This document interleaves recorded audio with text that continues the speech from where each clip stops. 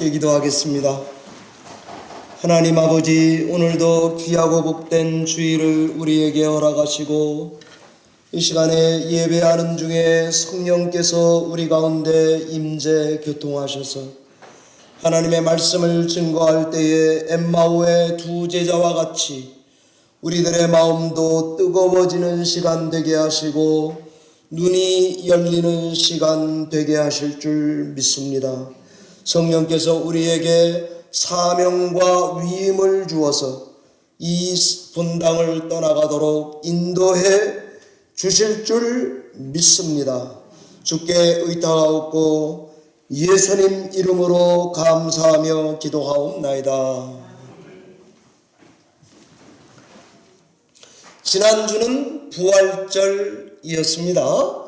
금주는 부활주일 지난 첫 주입니다.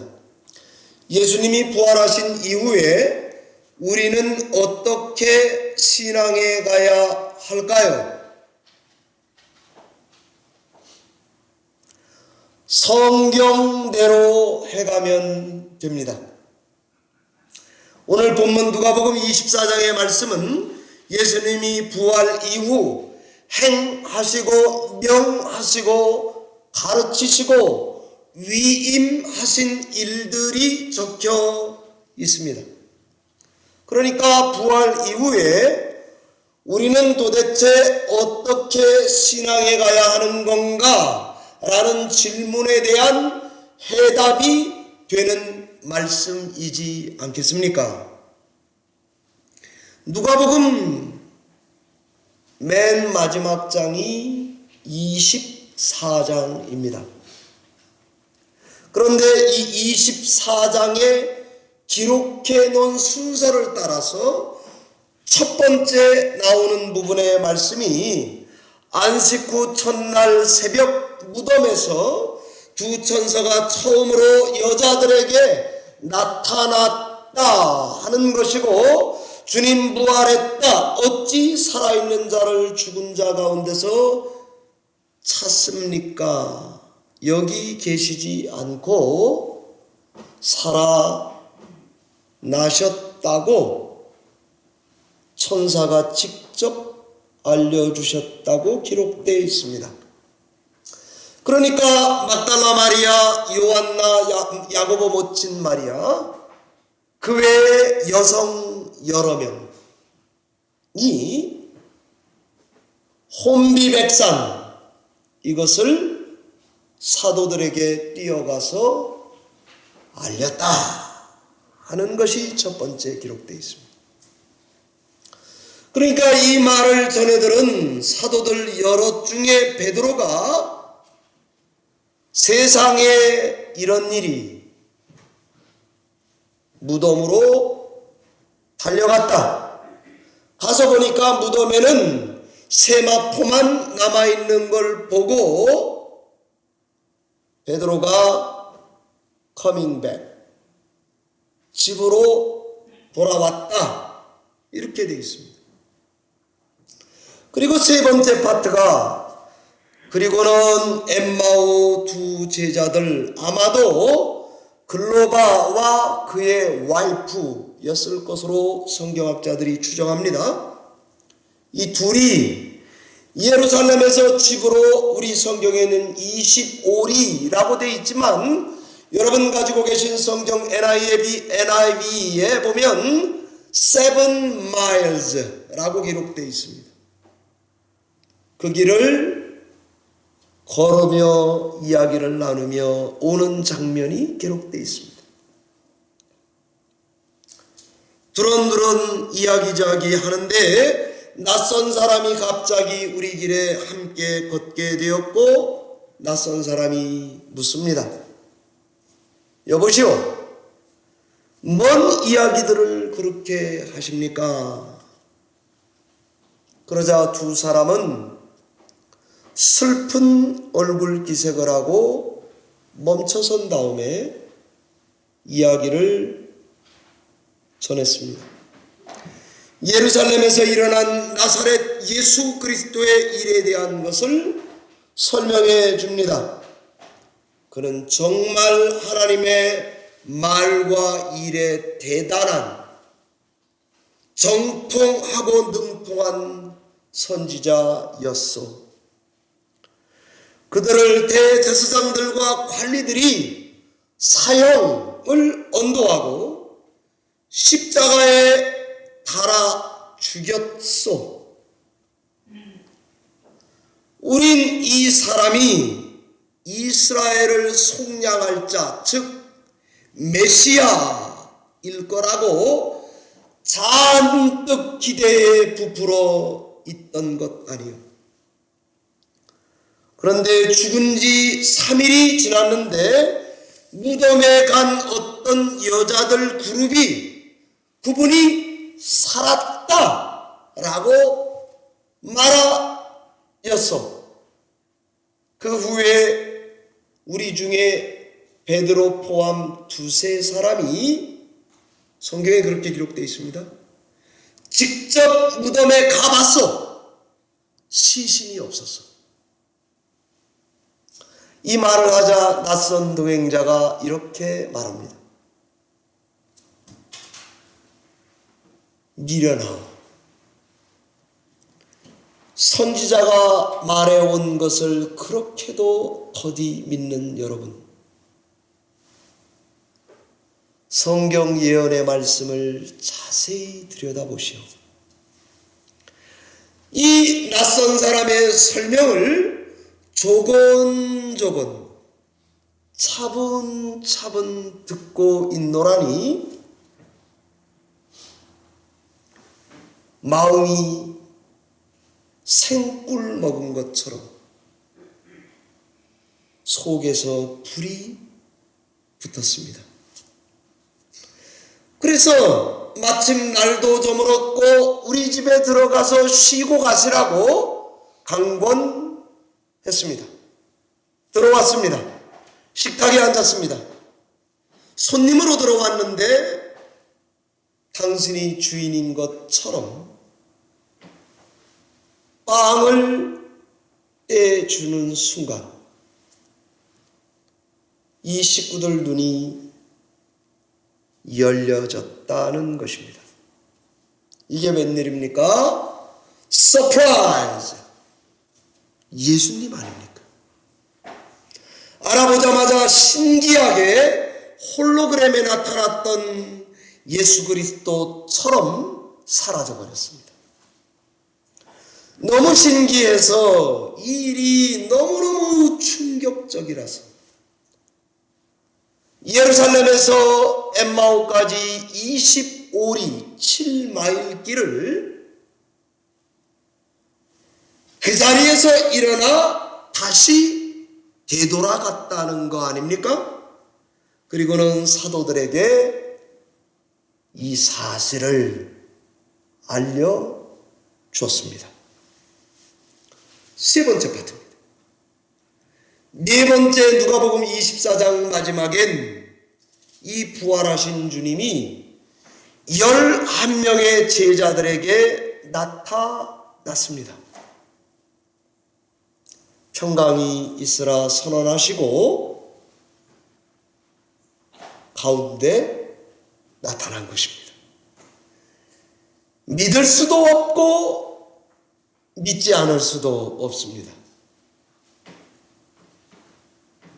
두렵습니다. 손과 발을 보여줍니다.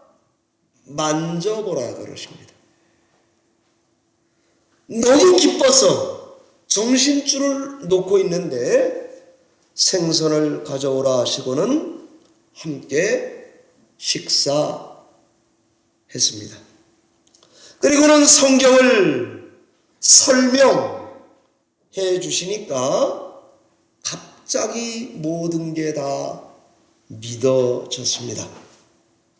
사랑하는 뉴저지 열린문교회 우리 교회 성도 여러분, 누가복음 24장 엠마오 제자와 11명의 제자들에게 부활하신 주님이 나타난 두 이야기가 누가복음 맨 마지막 장에 기록되어 있습니다. 여기에 두 가지 공통점을 발견할 수 있었습니다. 첫 번째는 주님과 함께 먹은 것과 성경 공부가 같이 붙어 있습니다. 이 말은 식사와 계시가 같이 나온다는 말입니다. 엠마오 제자들과도 함께 먹었습니다. 떡을 뗐습니다. 성경을 열어 가르쳐 주니까 예수 그리스도를 알아차렸고 믿어지게 됐다고 되어 있습니다. 11명의 제자에게도 나타나 함께 먹었고 성경 설명을 들었더니 이번에도 똑같이 알아보고 믿어지게 되었다라는 것입니다. 공통점은 먹었다와 계시가 짝을 이루고 있습니다. 두 번째 공통점은 성경 공부 내용이 똑같습니다. 성경 공부의 내용은 예수님의 죽으심과 부활에 관한 것인데 엠마오 제자들에게는 26절에 그리스도가 고난을 받고 자기 영광에 들어가야 할 것이 아니겠습니까? 46절에 11제자에게는 그리스도가 고난을 받고 제3일에 죽은 자 가운데서 살아나야 할 것이 아니겠습니까? 두 이야기 다 일타강사 예수 그리스도께서 성경 공부의 쪽집게 속성 특강을 통해서 예수 그리스도의 죽으심과 부활에 관한 것이 전달됐고 믿어졌습니다. 자, 이제 죽고 부활했어요.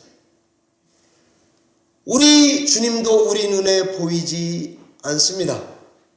우리는 어떻게 이 부활하신 주님을 믿어야 하겠습니까?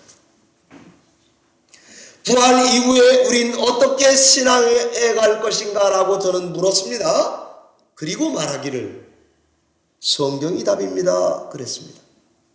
아마도 오늘 본문은 예수님 당시 부활을 직접 보지 못한 대상, 그러나 교회 공동체 안에 몸을 담고 들어온 사람들, 그런 성도들에게 간접적인 부활의 증인들은 어떻게 예수를 믿고 신앙에 가야 할 것인가에 대한 답일 거로 생각이 됩니다. 저와 우리 성도님들은 어떻게 부활하신 주님을 2022년 오늘날에 신앙에 가야 한단 말입니까? 저는 앞에서 약간의 장황하게 설명한 대로 첫째는 성도들의 식사, 성찬을 통해서 함께 신앙을 지켜가시면 됩니다. 그리고 두 번째는 성경 해석을 중심으로 함께 신앙에 가면 됩니다. 교회 공동체가 부활의 주님을 믿고 신앙에 가는 길은 첫 번째는 성찬, 두 번째는 성경입니다. 어떻게 승천하사 보이지 않는 주님을 믿을 수 있단 말입니까? 복음 있는 것도 복되지만 보지 않고 믿음 생활을 해가는 대상들에게 성찬과 성경 중심이 답이라고 말하는 것처럼 저에게는 들립니다. 이걸 좀 더 자세히 말하면 주님이 그 교회 공동체 가운데 부활하신 주님이 찾아오셔서 열린문 성도들에게 떡을 떼어주시는 일을 하실 뿐만이 아니라 이것은 단지 성찬식, 이 예식을 말한다기보다 주님이 그 교회에서 예식을 집례해 주시면서 그리스도의 죽음과 부활을 예식에 담아서 성도들이 거기에 화로 주변에 추운 성도들이 모여있듯이 모여있는 거예요. 그게 첫 번째. 그리고 두 번째는 성경 중심의 신앙생활을 해야 한다고 그랬는데 저는 이것을 지식적인 걸 말하고 싶지 않습니다. 정보 전달 차원의 성경 공부반을 주구장창 해라, 그런 말이 아닌 것 같습니다.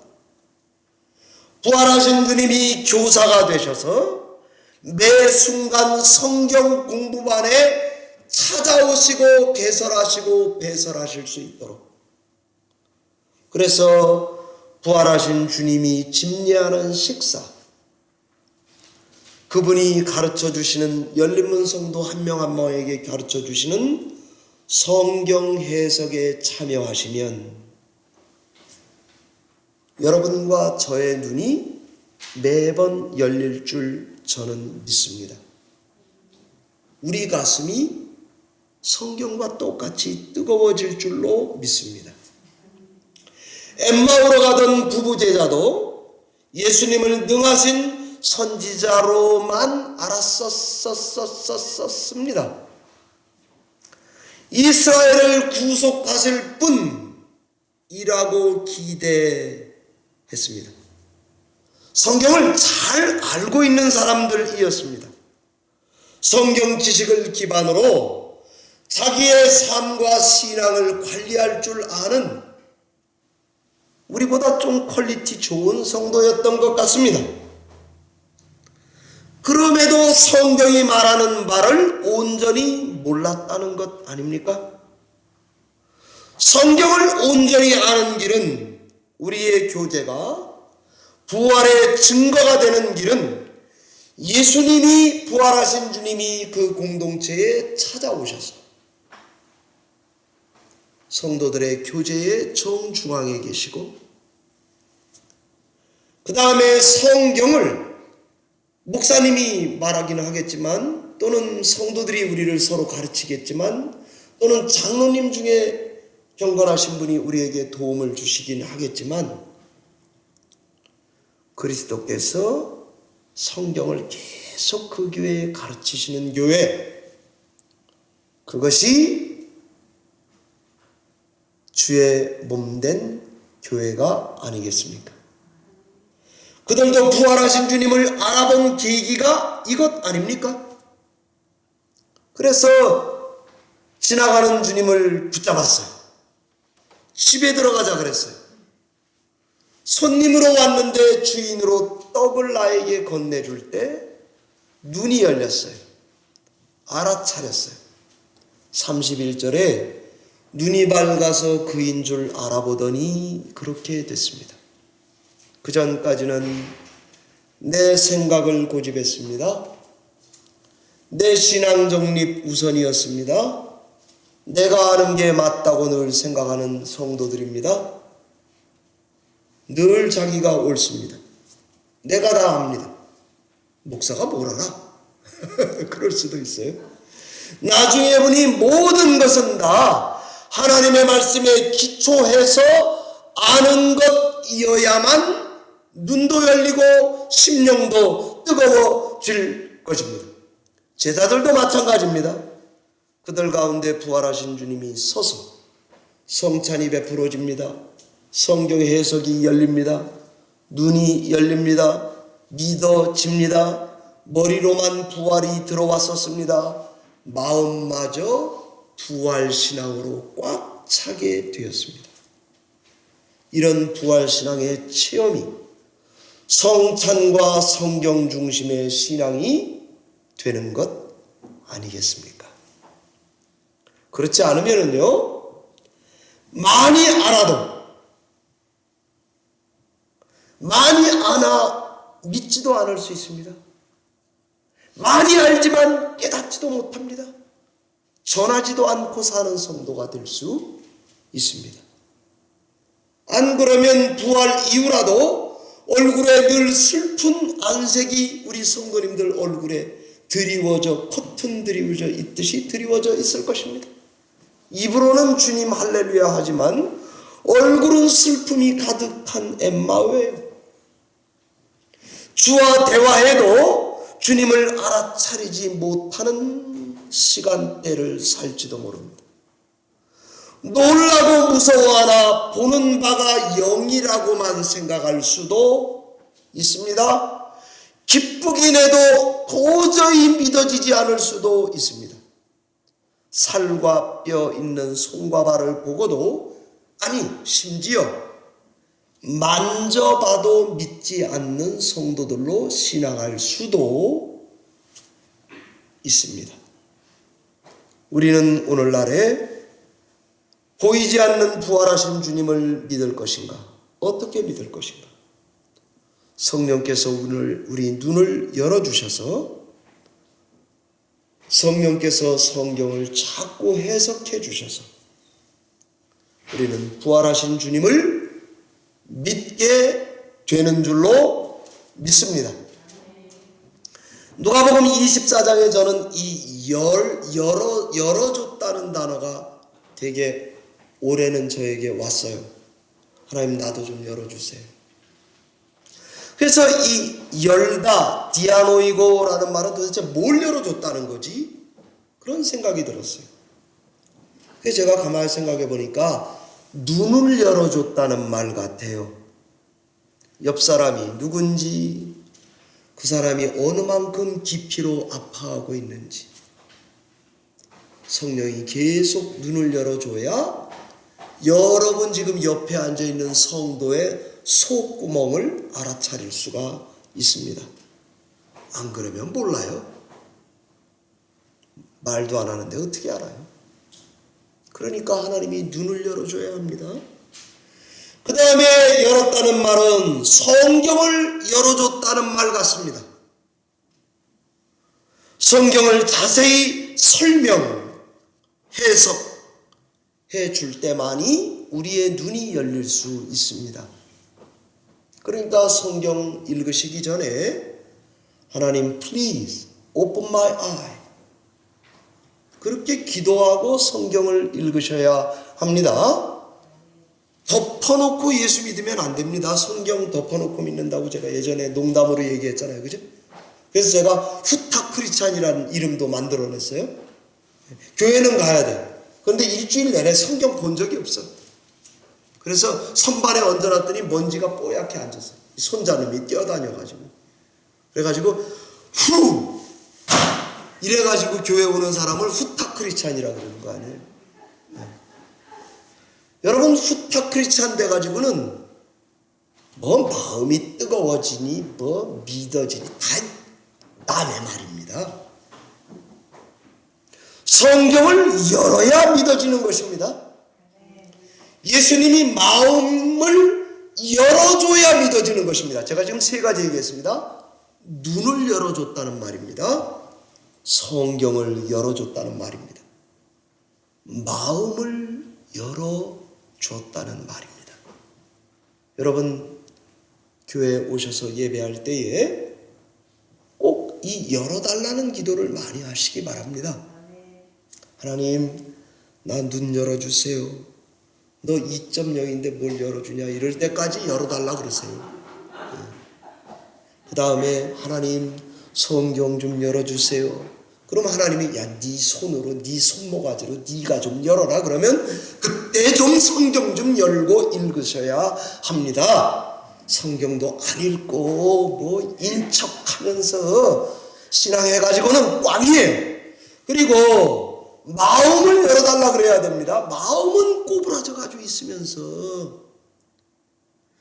못질을 할 수가 없어요. 그러니까 마음을 하나님 열어달라고 오픈도어 맨들이 되셔야 합니다. 우리 교회가 오픈도어 교회 아니에요? 예. 열린문 교회라 우리 교회가. 이름 정말 잘 줬어요. 그러니까 어느 목사님이 저더러 그러더라고요. 아니 그 교회는 앞문도 열어놓고 뒷문을 열어놔서 자꾸 성도들이 나간다는 거예요. 그래서 그렇다고 닫힌 문 교회라고 할 수는 없잖아. 내가 그래서 성경에 열린 문이 있지 닫힌 문이 있냐? 열린 문, 앞문은 열어놓고 다음에 뒷문은 꽉 잠가놔야 되겠다. 이렇게 했어요. 그랬더니 또 지가 따고 나가요. 그러니까 그냥 열린 문이 좋은 거예요. 제가 가만히 보니까요. 성도님 중에 교회 나가잖아요. 나가는 것도 이유가 있어요. 그래서 그거 그렇게 신경 쓰지 않기로 했습니다. 그러니까 열린 문 교회가 좋은 거예요. 문 열어놓으면 들어오시고 문 열렸으면 가시고 그런 거예요. 하나님께 기도할 때에 눈 열어달라, 성경 열어달라, 내 마음을 열어달라고 기도하면서 신앙하시는 여러분 되시기 바랍니다. 세상은 십자가 고난과 부활을 과거의 일로만 자꾸 이야기합니다. 여러분 거기에 속지 마시기 바랍니다. 우리는 예수님의 십자가의 고난과 부활을 오늘 앞일로 이야기하는 공동체입니다. 그래서 그 주님이 2000년 전에 부활했다가 아닙니다. 오늘도 그 부활하신 주님이 우리 교회를 새롭게 하신다. 십자가에서는 언제나 새로움이 시작이 됩니다. 누가복음에 보면은요, 누가가 복음서를 적었어요. 그 다음에 24장으로 끝냈어요. 그런데 또 할 말이 있는 거예요. 왜 그럴까요? 이제는 사도행전 1장을 통해서 부활하신 주님이 안 보이는데 교회에 어떻게 역사하는지를 꼭 적어두고 죽었으면 좋겠던가 봐요. 그래서 누가복음을 집필하고 그 다음에 사도행전을 부활하신 주님이 새 일을 교회에서 시작하는 것을 적어놓은 것으로 생각이 됩니다. 십자가와 부활의 메시지가 있으면 교회는 늘 새 교회가 될 줄 믿습니다. 부흥이 시작이 됩니다. 내 삶이 새롭게 해석이 됩니다. 인생은 70부터 이런 말 다 틀려요. 정신 못 차리고 살면 70이 뭐고 그렇지 않아요? 그러니까 주님 제대로 만나고 새 시작이 될 때만이 그게 의미가 있고 그게 좋은 것입니다. 말씀을 맺겠습니다. 순복음교회, 한국의 순복음교회 이건호 목사님이 말했던 간증인데 이런 간증을 하시더라고요. 어느 할머니가 류마티스 관절염에 걸렸습니다. 그래서 활동을 못하니까 내가 이렇게 살다가 가는구나 싶어서 있었는데 뭔 일을 좀 좋은 일을 좀 해놓고 하나님께 좀 부름을 받아야지 이렇게 살아선 좀 내가 허무하다 이 생각이 들으셨나 보죠. 근데 아들이 병원 원장이세요. 이거 실화입니다. 그래서 그 아들 원장님께 이렇게 부탁했답니다. 야 아들아, 내가 류마티스가 걸렸지만 병원에서 일 좀 할 수 있게 해달라. 왜요 엄마? 야 매점이라도 좋으니까 일 좀 했으면 좋겠다. 왠가 하면 내가 얼마 전에 파푸아 뉴기니아 선교사님의 말씀을 들었는데 파푸아 뉴기니아에 이거 한참 전이니까 요즘엔 그 비용보다 더 비싸요. 교회 짓는데 500만 원 들어간다더라. 그래서 병원에 매점에서 일해가지고 못 움직이지만 캐시어나 할 수 있으니까 돈 500만 원 벌어서 거기다 헌금하려고 그런다. 그러니까 아들이 아이고 어머니 집어치시라고 내가 500만 원 줄 테니까 제발 좀 가만히 계시라 그러더라는 거예요. 그러니까 이 어머니가 호통을 쳤대요. 야 네가 돈 줘서 교회 지면은 상급은 네가 받지 내가 받냐. 이게 아주 수작이야. 하여튼 요새 것들은 다 똑똑해가지고. 그러니까 이 어머니가 호통을 치고는 가서 일을 하셨대요. 일해서 돈 마서 파푸아니우기니아에 조에 건리바라고 그 선교사님에게 보내드렸다는 것 아닙니까? 그리고는 관절염이 났대요. 네. 저는 아마 여기 순복은 목사님의 간증이라 설교 또 성도들의 신앙생활을 업그레이드, 부흥에 도전을 주려고 매듭을 졌을지 모르겠습니다. 그러나 저는 이런 간증이 아주 우리 신앙생활에 의미 있다고 여겨집니다.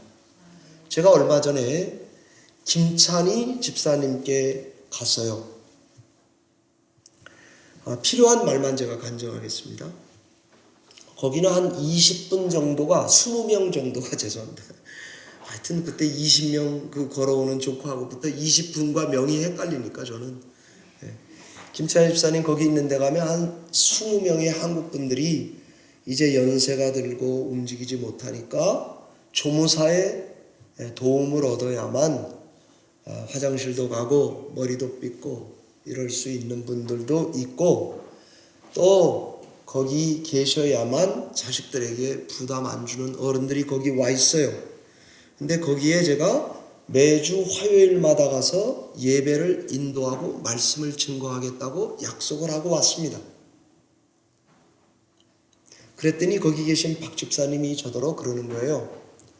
목사님, 여기 20명의 성도지만 목사님 정말 크고 하나님 기뻐하시는 일을 한다는 것을 알려드리고 싶습니다. 이러더라고요. 제가 말씀을 화요일날 전해로 갔어요. 거기 가면은 찬송가 반주기가 있어요. 제가 설교 때 이 말을 아예 해야 되겠다 싶었는데, 찬송가 반주기가 한 15년 전, 20년 전 제품이에요. 그래서 넘버가 2개가 작동이 안 돼. 6번이 잘 작동이 안 돼. 그러니까 그거 빼고 다 눌러야 돼요. 제가 가면은 거기 여러분들 그분들 찬송 몇 개 부르는 줄 아세요? 14장씩 불러요. 여러분 예배 때 찬송 몇 개 하시는 줄 아세요? 4장 부르시고 배에 힘이 들어가가지고 너무 힘들다 그러고 빨리 친교 시간에 가서 그래도 국밥이나 하나 먹어야지 뭐 이렇게 생각하실 거 아니에요? 제가 왜 거기 가기로 결단했느냐, 이렇게 두들겨 가면서 찬송해요. 그리고 누군가가 나 기저귀를 갈아줘야 돼요. 근데 제가 그날 한 3주 전에 가서 딱 기도를 하는데 하나님께서 저한테 감동을 주시는 거예요. 야, 열린문교회 예배당 찬양 세기보다 이 사람들이 더 뜨겁다. 그래서 제가 속으로 그랬어요. 하나님, 내가 만약에 여기 가라 그러면 오죠. 이러고 그냥 왔거든요. 근데 2주 후에 그 박 집사님이란 분이 나를 붙드는 거예요. 와달라고. 우리 예배 드리고 싶다고. 목사들이 안 온다는 거예요. 그래서 제가 그 집사님께 그랬어요. 돈이 돼야 오는데 집사님 보고 제가 오겠습니다. 그랬어요. 왜냐하면 그 집사님이 찬양하는 게 너무 은혜스러워요. 거기 있는 어른들이 다 이렇게 찬송해요. 반쪽은 마비가 되고 이쪽은 안 되니까 여기다 이렇게 때린다고요. 제가 그 모습에 은혜 받아서 몇 년 가서 전할지 모르지만 가기로 한 것입니다. 이거는 방송 나가면은 김찬희 집사님 볼 거니까. 그렇습니다. 사랑하는 성도 여러분, 우리 교회 선교에서 선교비 가지고 뭐 얼마 가지고 뭐 말들 하시죠? 그러지들 마세요. 제가 거기 우리 교회 여러분 오늘 감동이 있으신 분이면 누구 도네이션 좀 하세요. 거기 찬송가 반주기가 800불이면 좋은 거 셋업해 드릴 수 있어요. 네. 말씀을 맺겠습니다. 부활하신 주님은 오늘 누가복음 24장에 보니까 성도들에게 평강을 계속 주십니다. 그리고 부활하신 주님은 우리를 증인되라고 하십니다. 부활하신 주님은 우리를 사명 중심으로 살아가게 하시는 줄 믿으시기 바랍니다. 부활하신 주님이 중심이 돼서 찾아오는 식사와 성도의 교제 성찬, 이것이 교회에 있어야 합니다. 그리고 부활하신 주님이 풀어 해석하고 설명해 주시는 성경 해석, 그것이 교회의 정중앙에 있다면 그리스도의 몸입니다. 교회는 다 제 머리 위에 이렇게 십자가가 있듯이 십자가 아래 있다는 것을 기억하시기 바랍니다. 그것은 내가 이겼다, 너희도 이긴다라는 메시지입니다. 부활하신 주님을 모시고 삶에서 승리하며 신앙하는 여러분과 제가 되시기를 바랍니다. 기도하겠습니다. 살아계신 하나님 아버지, 귀한 말씀 우리에게 주셨는데 부활하신 주님을 내 삶의 정중앙에 모시는 성도들이 되게 해 주시옵소서. 우리 교회의 정중앙에 오셔서 식사 시간에도 우리에게 떡을 떼어 주시고 성경 시간에도 우리에게 해석 설명해 주시는 교사가 되어 주셔서 예수님 가르쳐 주실 때마다 우리 마음이 뜨거워지게 하셔서 머리만 부활을 생각하는 것이 아니라 마음이 부활이 믿어지는 마음의 부활 공동체가 되도록 우리 열린 문을 축복해 주시옵소서. 그리스도를 뜨겁게 사랑하는 부활 공동체가 되게 해 주시기를 간절히 바라옵고 예수님 이름으로 기도하옵나이다. 아멘.